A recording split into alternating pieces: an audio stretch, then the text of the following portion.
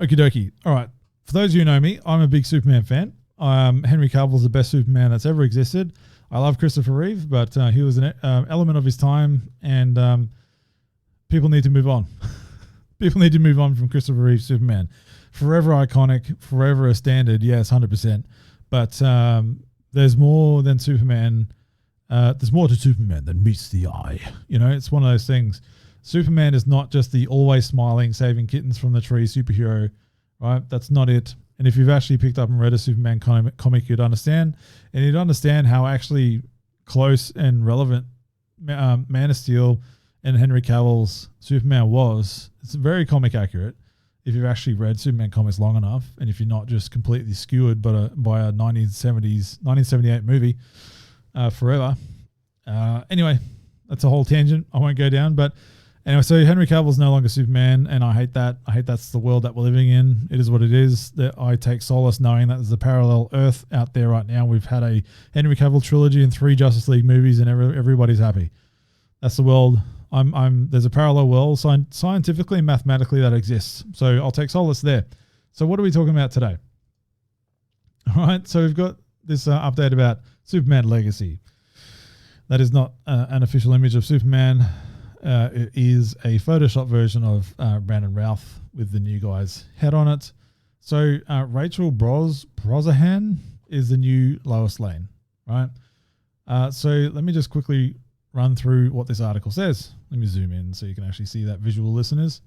So the marvelous Miss Maisel star recently opened up about her role as Lois Lane in the upcoming DCU starter. Brosnahan mentioned that she is excited to bring a fresh perspective to the character of Lois Lane in James Gunn's Superman Legacy. All right. During an interview with Extra TV at the Golden Globe Awards, Brosnan, wow, they said Brosnan, not Brosnahan. I'll get the name right, mate. Covered geekly.com, get it right. Brosnan was asked how her portrayal of Lois Lane would differ from past interpretations of the iconic character. Brosnan, well, they've said it differently now. Brosnan said, "We've been having a lot of great conversations, David Cornsweet, the new Superman, and I, with James Gunn, the director." She continued, "We've been talking about a lot of where this project fits into the canon of the Superman we know. Hopefully we'll be putting our own stamp on things." Now that last thing, like I said at the top of the show, scares me greatly.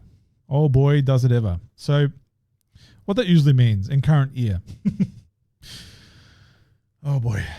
What that means is I anticipate Lois Lane is either going to cuck Superman hardcore. She's the one that's going to have powers, is going to be stronger than Superman is. She's going to teach Superman everything that he knows how to be Superman. She's going to be the boss girl, the boss lady of this, right? I fear that, right? I really do. I have a very sinking feeling that Lois Lane is going to push over Superman, right? And I almost want to see it happen just to see this new universe fail and have DC go, oh God, well not DC, but Warner Brothers just be like, oh boy, you know, we walked away from what we had and we messed it up big time, and now we're investing in this woke ideology. We're following Disney and whatever discussion you want to have about, you know, Blackroot and all that kind of stuff. Anyway, I won't go too far into it, but some of the stuff I've been hearing is quite scary. But this whole narrative shift that seems to be quite universal in the pushback on it. But anyway, that's real tinfoil hat stuff that I won't get down right now. But it's very fascinating to think about, and there's a lot of breadcrumbs that makes you think if you go down the rabbit hole long enough, right? So, look, am I open to different interpretations? Yeah, man. Like, yeah, we have to be, right? Because there's only so many times you can tell the same story, right? I'm fully aware of that. I get it, but I'm a big advocate and defender of sticking to characters that we know and love, that everybody knows, being true to the characters and writing good stories for them, right? What I don't like is undermining beloved characters. Both Superman and Lois Lane are beloved characters, right? People love Lois Lane for who she is, right? And people love Superman for who he is, right? Superman and Lois complement each other because of their differences, right? And there's a lot in that relationship that speaks to who both of them are.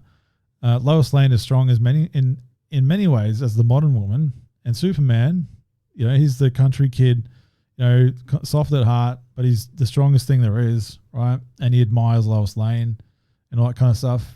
There's a whole relationship there, and that's what I hope. That's what I hope that this stamp is. It's telling a new way of interpreting their relationship, right?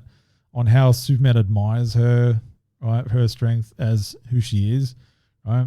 Not that she's a girl boss and is the best, and Superman just loves her because reasons, and she tells him what to do and upstages him and trains him in his powers and abilities, right? I do have my fears that that's exactly the path that we're going down, and I will be zero on that completely, right? I do know that James Gunn is referencing Superman for All Seasons and a couple other books like that, of that type of vibe, right? So that gives me a little faith, right, on what he's trying to do. I have this idea of what James Gunn's trying to do, but comments like this do put the sharp knife of fear in me, right? Just because of the current climate we're in and we've been in for the last 5 or 10 years, and it doesn't seem to be going away anytime soon. So it might just be like Vietnam flashbacks at this point, and I hope I'm wrong. And we'll see what happens when this movie eventually comes out in 2026. But I just wanted to add this in here because, like, man, come on. Like, you had everything, Warner Brothers, right? If you just got rid of your intervening and meddling executives, and just trusted in your creators' visions to build out that universe, you would have had something quite amazing and unique with its own tone, right? Anyway, I won't go down this, but I do worry that James Gunn's just trying to do exactly what Warner Brothers wanted, that Marvel money, right? But he's now 5 years too late on it, right? Or 10 years too late on it for DC, right? I just, man, the other thing that would piss me off is if they do go, dark and mature in spite of themselves after everything that's happened. Anyway, holy crap. I know I'm like speculating 3 times too fast in 3 different ways, and it's like, it's a minefield. But anyway, if you have any interest in the new DC universe, I don't, and I'm happy to be proven wrong. I hope, no hate towards this guy, whatever his name is, forgot his name already. Cornsweat, David Cornsweat. No hate on him. I'll pass judgment. I'll do a video. I'll do a chunk cast when his actual suit reveal, when there's a promotional image of him in his suit. Hopefully it's a good suit. People, I love Henry Cavill. I love his suit. I love that whole take on the character. I love, like, Man of Steel and BVS and Zack Snyder's Justice League. Those 3 movies, just, you can't touch them. They're just, I don't know how they're going to do better. I really don't. What I can see is he's just going to play to the Christopher Reeve crowd, right? Honestly, that's all I can see that he's going to do is go, well, Christopher Reeve came out. They did his thing. It's been iconic forever. Superman Returns came out. They hired someone that looked like Christopher Reeve, and it was a pseudo sequel to Superman 2/1. It didn't do well.